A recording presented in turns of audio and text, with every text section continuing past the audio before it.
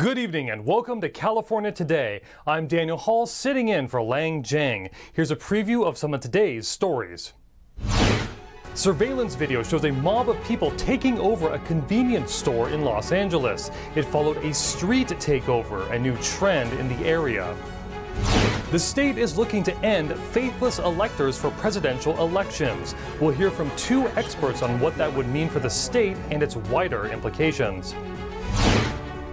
And two separate plane crashes happened in the state yesterday. Some lives were lost. We'll review what happened.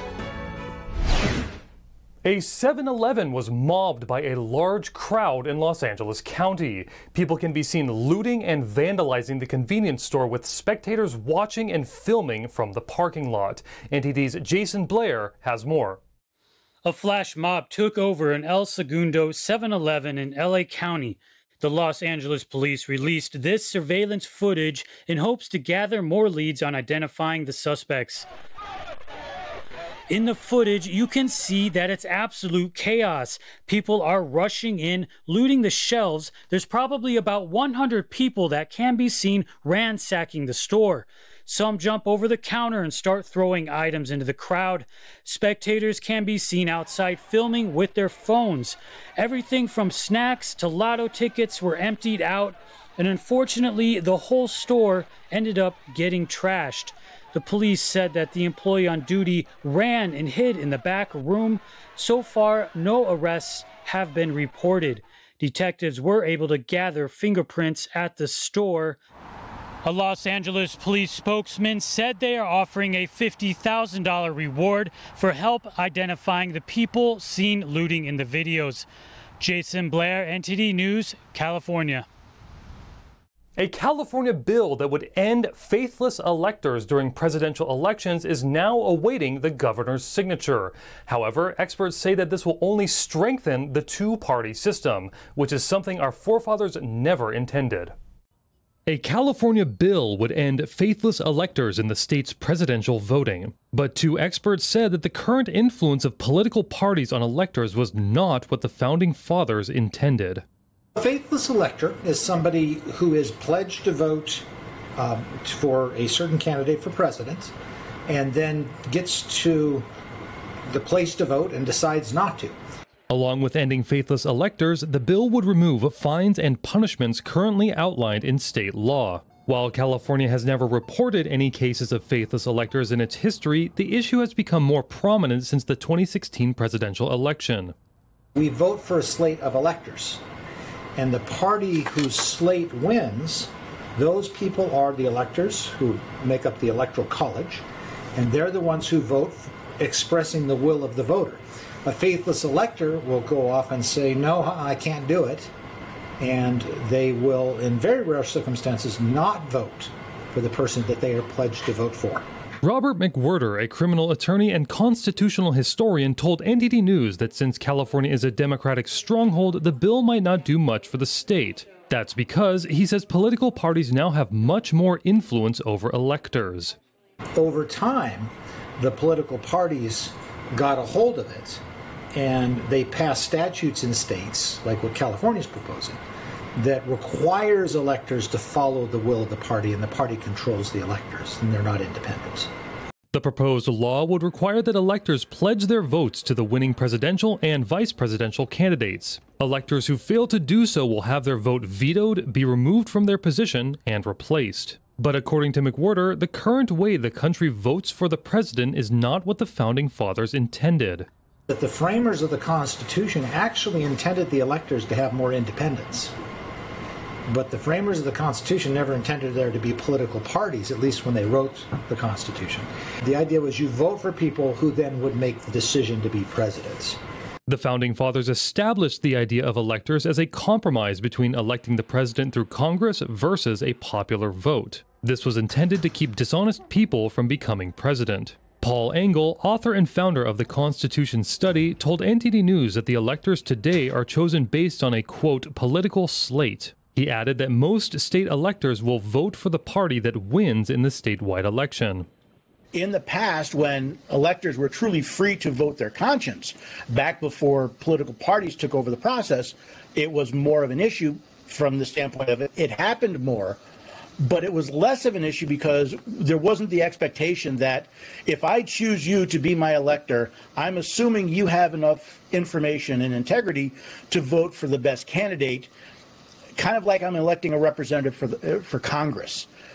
Only today, as we have this politicized partisan process, does the idea of faithless elector really mean anything.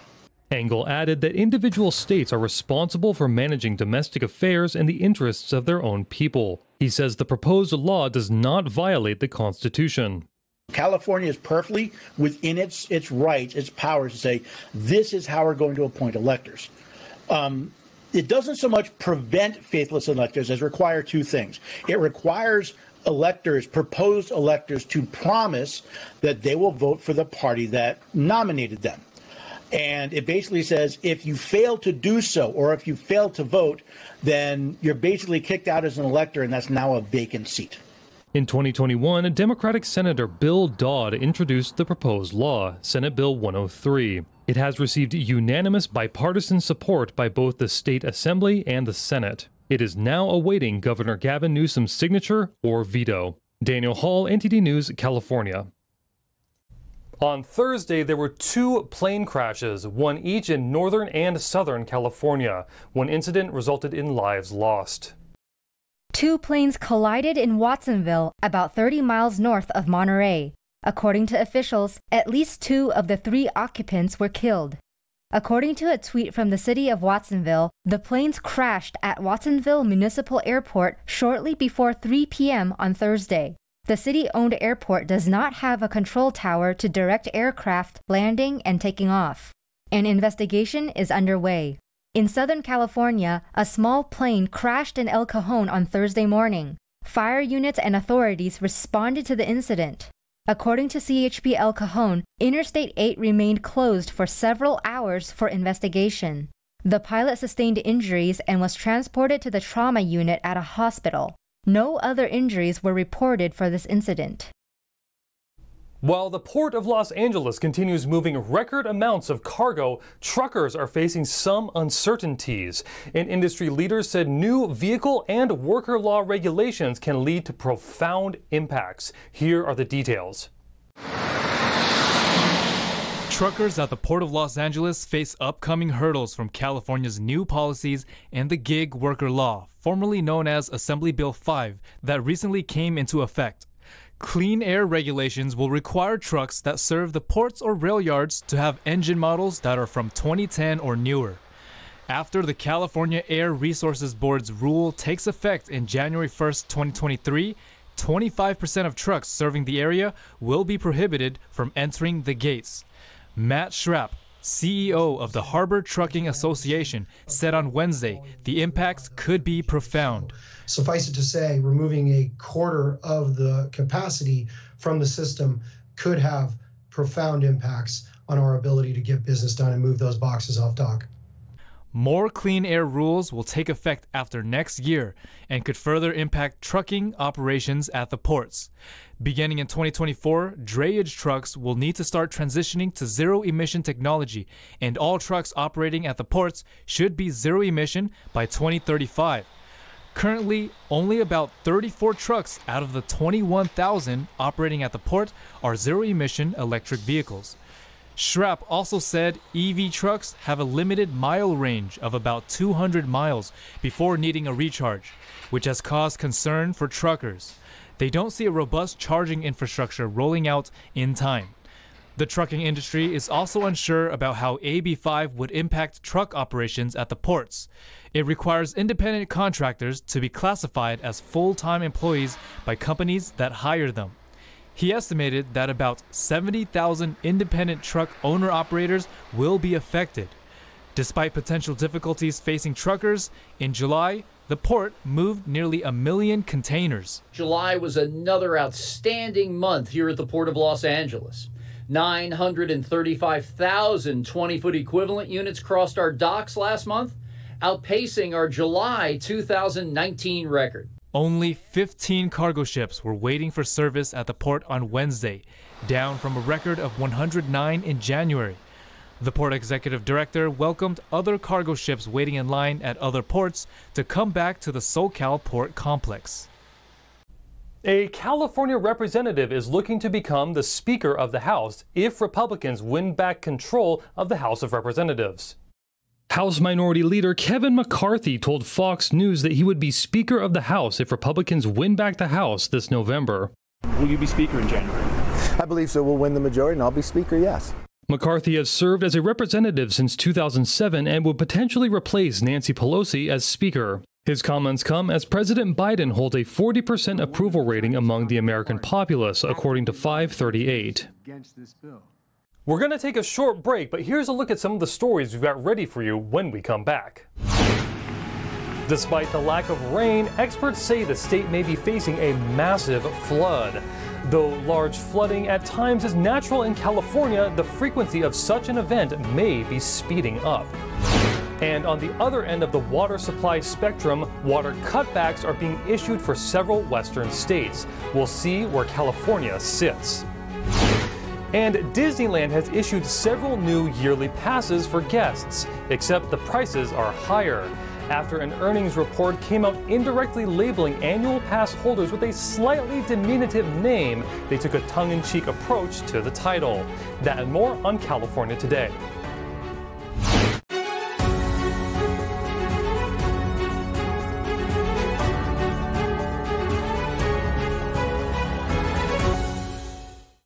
California is in a historic drought, but on the opposite side of the disaster spectrum, climate scientists are concerned about a catastrophic mega flood that could cost up to $1 trillion in losses.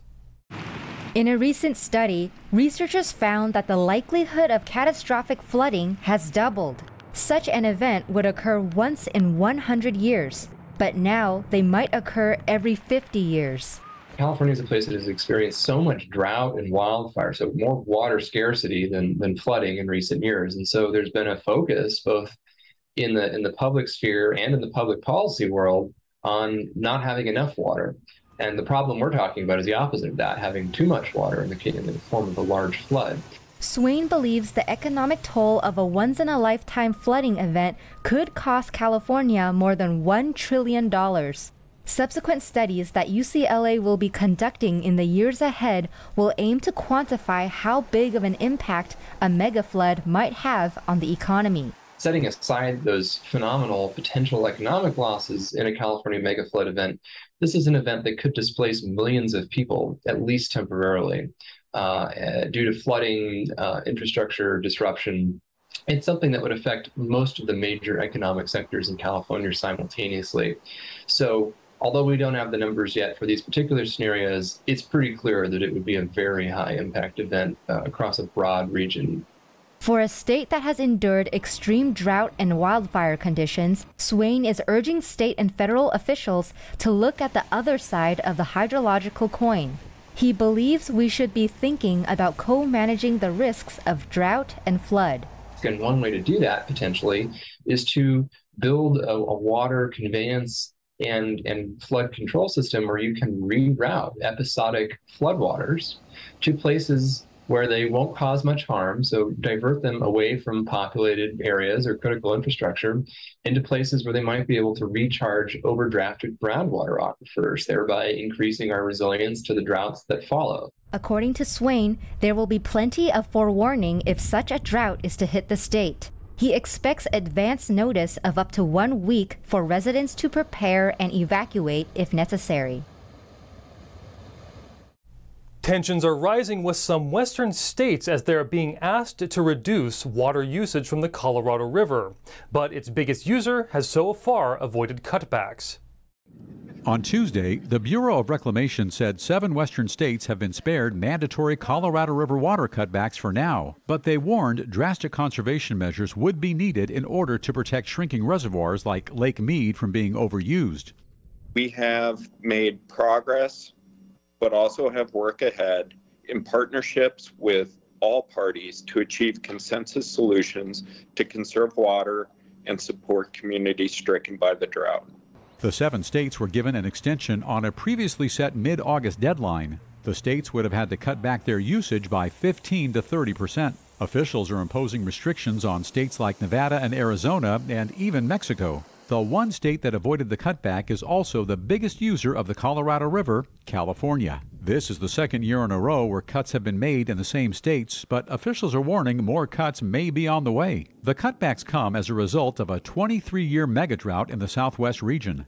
The drought has impacted both Lake Mead and Lake Powell. If both their water levels drop much lower, hydroelectric dams will not be able to supply power for millions of people out west. Bill Thomas, NTD News, California. A Southern California beach restoration project is set to start several years from now. It comes after federal work off the coast from nearly 100 years ago has led to constant erosion of the sandy shores. Orange County officials announced Tuesday a sand replenishment project for Huntington and Newport beaches. The project will start in 2024. Huntington Beach Representative Michelle Steele helped secure a $15.5 million fund from Congress for the project. She said Tuesday at a press conference in Newport Beach, quote, "Our beaches are our lifeblood, and this project will ensure the safety of our communities and the health of our coastline for generations to come." Eroding coastline in the county has led to destructive waves damaging properties. The most recent one happened in 2020 that flooded a beach community. Local officials attending the press conference stressed the importance of this project not only for recreation purposes, but also environmental and economical benefits.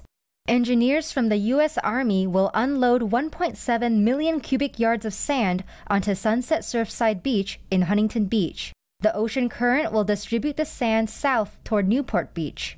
According to the state's website, the last restoration project was completed in June 2008, over a decade ago. The formation of Orange County's coastline was altered by a series of federal projects in the 1940s to install a new military base and to prevent flooding in Los Angeles and Long Beach harbors. The result was extreme erosion for the county's beaches. The federal government provided 2/3 of the fund for a repair project in 1964, but the project was abandoned at stage 10 in 1995. Disneyland's annual passes are back, but prices have gone up. Because the theme park's revenue report showed that annual pass holders spent less than regular tourists, they have been labeled as unfavorable. The prices of Disneyland annual passes, also known as Magic Key passes, have gone up significantly this year. The Magic Key will now be replaced by the Inspire Key, which costs $200 more. All three other types of Magic Keys also became more expensive, with Believe Key costing $150 more and a $50 hike for both Enchant Key and Imagine Key. All these annual passes provide some benefits to the pass holders, such as discounts for parking, allowing visitors to skip ahead in line, and unlimited photo passes. But they all have blackout dates to alleviate overcrowding during the year-end season. According to Mice Chat, a website dedicated to Disney news, these annual pass holders were labeled as unfavorable. That's because the theme park's third quarter revenue report showed that pass holders spend less money compared with tourists. In a Disney earnings report, they wrote that earnings were, quote, partially offset by an unfavorable attendance mix at Disneyland Resort. While the unfavorable characterization might sound like an affront to loyal visitors, T-shirts printed with unfavorable attendance mix, not officially made by Disney of course, have become fashionable items among fans. Now let's send it over to NTD's Thomas Christian for your sports roundup.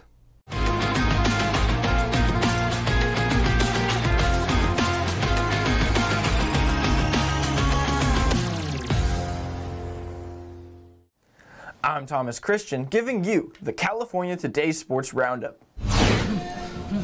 Anyone stepping into the ring with Saul Canelo Avarez knows they are facing more than a tough opponent. But come September 17th, when he will face off against Gennady Golovkin for the third time in his career in Las Vegas, the 32-year-old Avarez said the best is yet to come. Through the years, the rivalry between Avarez and Golovkin, known as GGG, has intensified, to the point that Avarez says this time it's personal. Because I always train 100%, my mind is focused, my mind is more stronger than ever because I'm coming from a loss. I think I'm a more danger fighter now than before because I'm a winner.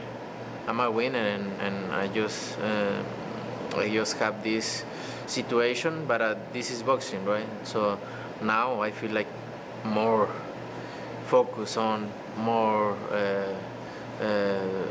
I feel more hungry.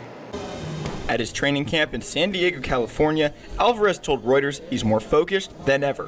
While Canelo and GGG prepare for their trilogy, fans from all over the world are planning their trip to Las Vegas on September 17th. Boxing matches in Las Vegas have become a boxing holiday, as the main events take place on Cinco de Mayo and Mexican Independence Day. Avarez says the presence and support of his fans is key to his victory. That's why we have 24 great rounds, right? And we have this fight coming up. But he's a great fighter. But for me, my goal in this fight is end the fight before the 12 rounds and end this rivalry. Nelson Cruz drew a 4-pitch, bases-loaded walk from Padres closer Josh Hader with 1 out in the 9th inning to break a tie, leading visiting Washington to a win over San Diego. Kyber Ruiz followed with a sac fly for the Nationals' final run in the opener of a 4-game series. Cesar Hernandez opened the inning with a single to right off Padres starter Yu Darvish, who then retired Joey Meneses on an infield pop-out.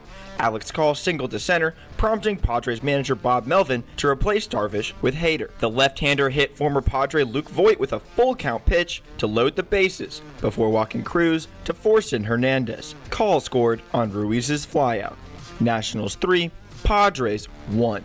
Andrew McCutchen homered twice and scored 3 runs to help Milwaukee to a win against visiting Los Angeles. Hunter Renfroe had a 2-run homer among his 3 hits for the Brewers, who earned a split of the 4-game series. Milwaukee starter Corbin Burns allowed 3 runs and 6 hits in 5 2/3 innings. He struck out 6 and walked 2. Devin Williams struck out the side in the 9th to earn his 8th save. Brewers 5, Dodgers 3. Zach Gallen struck out a career-high 12 batters as visiting Arizona salvaged a split of its 4-game series against San Francisco. Gallen ran his unbeaten streak to 12 games with 7 1/3 innings of 4-hit ball. He has not allowed a run in 21 1/3 innings. Josh Rojas and Jake McCarthy led a 13-hit attack with 3 hits apiece for the Diamondbacks. Evan Longoria had 2 of the 4 hits for the Giants. Logan Webb was charged with all 5 runs, just 3 of which were earned in 4 2/3 innings. Diamondbacks 5, Giants 0. As always, I'm Thomas Christian, and thanks for tuning in. That's all we've got for you tonight. We'd like you to join us again on California Today every weekday at 8:30 p.m. Make sure to check out our broadcasts on our California Today webpage. You can find it at ntd.com/California-Today. You can also find all of our top latest clips there, ready to share with friends and family. Send us a message on Twitter, Facebook, or Instagram, or through our email, california.today@ntd.com. I'm Daniel Hall, sitting in for Lang Zhang. Have a wonderful evening.